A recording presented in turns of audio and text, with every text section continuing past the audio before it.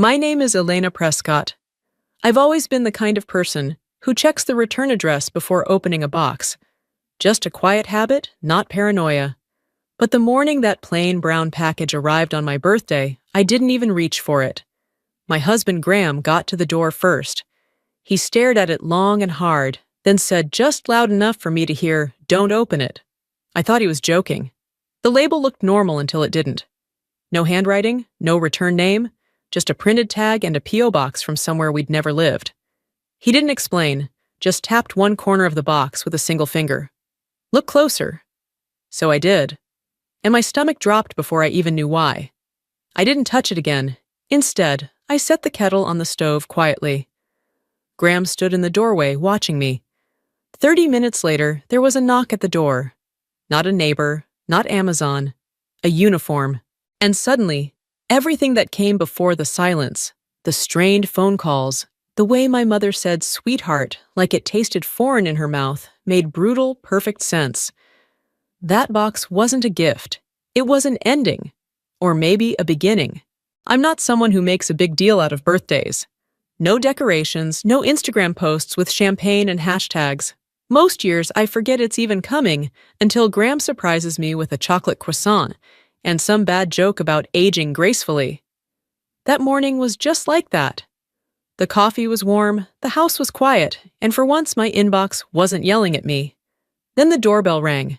I assumed it was the mail. Graham had ordered some garden shears and forgot to change the delivery address.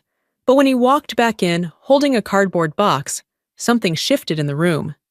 He didn't smile. He didn't even speak at first. He just set it down on the counter and looked at me like the thing might start ticking. "That's from them," I said, already knowing. He nodded once. Not surprised, not curious, just wary. The box sat there between us. Medium-sized, taped down so precisely, it looked machine-sealed.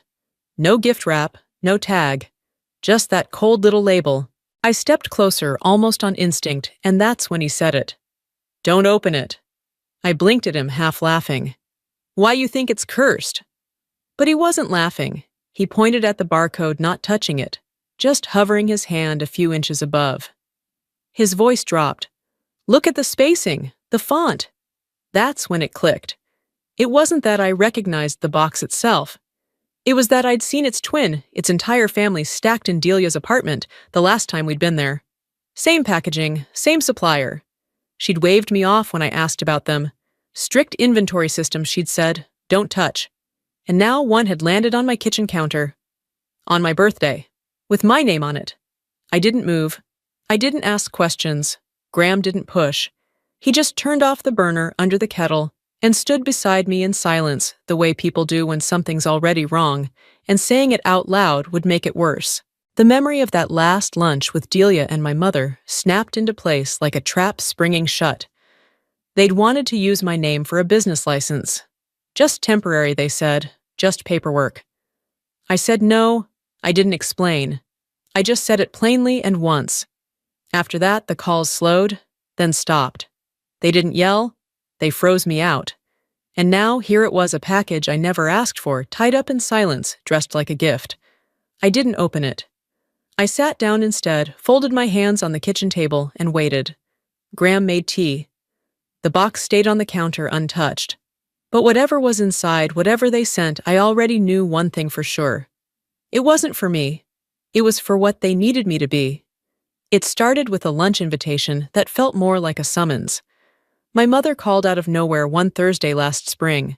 Her voice was too light, too bright, like she'd just won something and couldn't wait to act casual about it. "Let's grab lunch," she said. "Just us girls." I paused, then asked, "Is Delia coming?" She giggled, a sound I hadn't heard since middle school, and said she's already got a table. That should have been my first warning. The place was one of those farm-to-table cafes, with a 4-syllable name and menu items like beetroot foam. Delia was already seated when I arrived, sipping a green drink that looked like something strained from a fish tank. She wore oversized sunglasses indoors and waved like we were still in high school, like nothing between us had ever cracked. I sat down, carefully folded my napkin once. My mother complimented my scarf, she never does that, and they both smiled too long before easing into pleasantries. Then came the moment. So Delia said, stirring her drink like it needed help, "I was wondering if I could maybe use your name and address for a little business thing." Just like that. She didn't even dress it up. No long backstory, no build-up. Just a thing. A little thing. And me so stable. That was her word. It always had the same meaning in our family. The boring one. The reliable one. The one who paid taxes on time and didn't cry at brunch. I looked at her, then at my mother. She nodded like this all made perfect sense.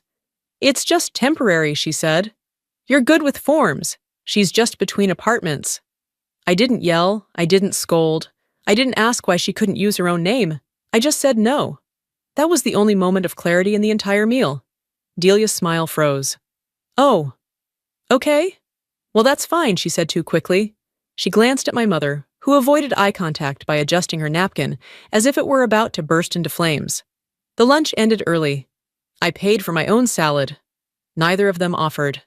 After that, the thaw never came. Messages turned into silence. Christmas passed without a text. My father sent a single-line email in January that read, "Sad to see you can't support your sister's dreams." Delia blocked me on social media.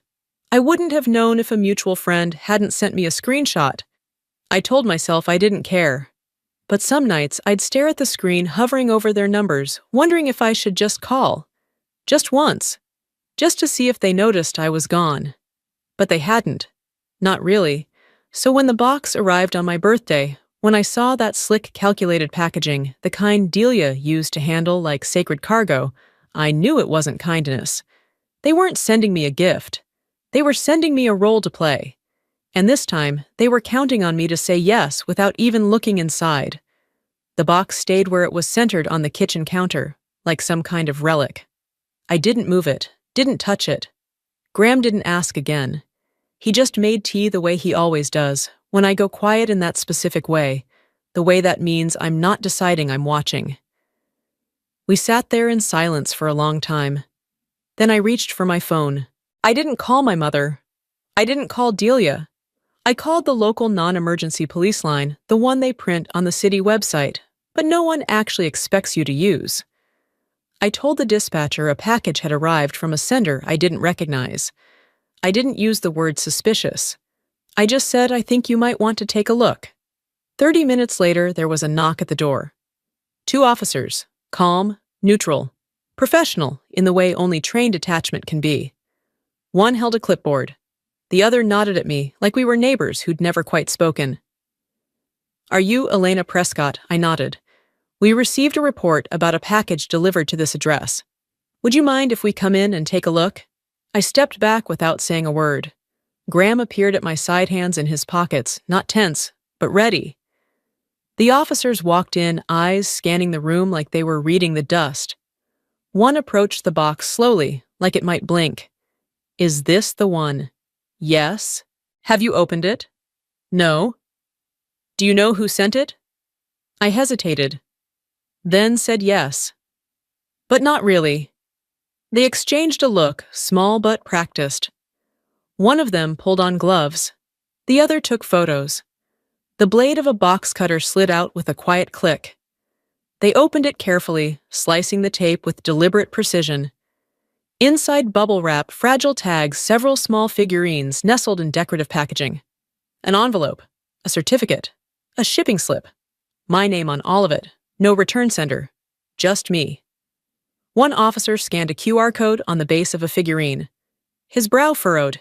He leaned in toward his partner and whispered something too soft to catch. Then he turned back toward me. "Do you know what these are, Art?" "I guess," I said. "Do you know where they came from?" "My parents said it was a gift." He paused. "Do you have proof of that?" I nodded once and reached for my phone. Scrolled. Hit play. My mother's voice filled the room, too sweet, too bright. "Did you get our little gift?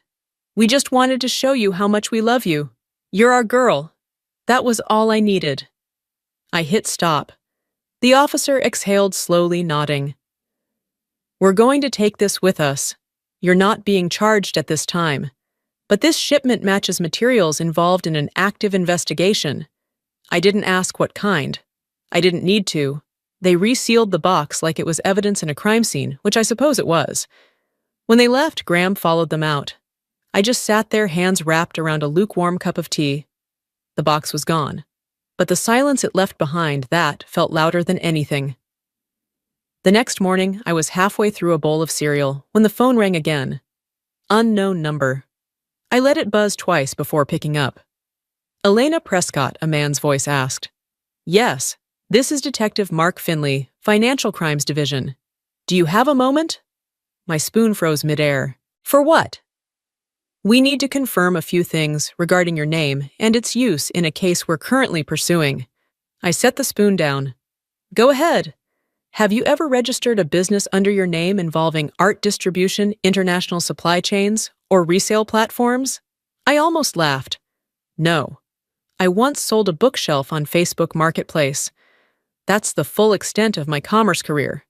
He didn't laugh, not even politely. Have you ever used the email address prescottdesignssketchyart.com? No. Have you ever authorized anyone to use your digital signature for contract agreements? No. There was a pause. Then we found a signature your name, but not your handwriting. Would you be willing to take a look? He emailed it while we were still on the call. I opened the file. One glance was enough.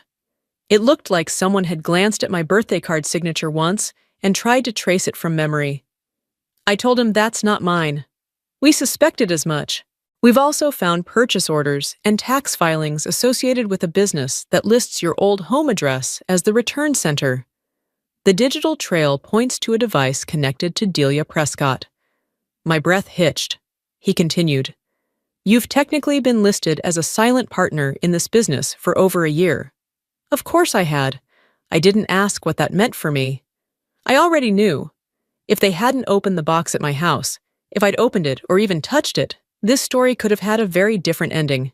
I agreed to provide a formal statement. That afternoon, I emailed a notarized letter, denying any involvement, and included a photo of my actual signature. Before hitting send, I stared at the PDF on my screen for a long time. Not because I doubted the facts, but because some part of me still didn't want to believe it had come to this.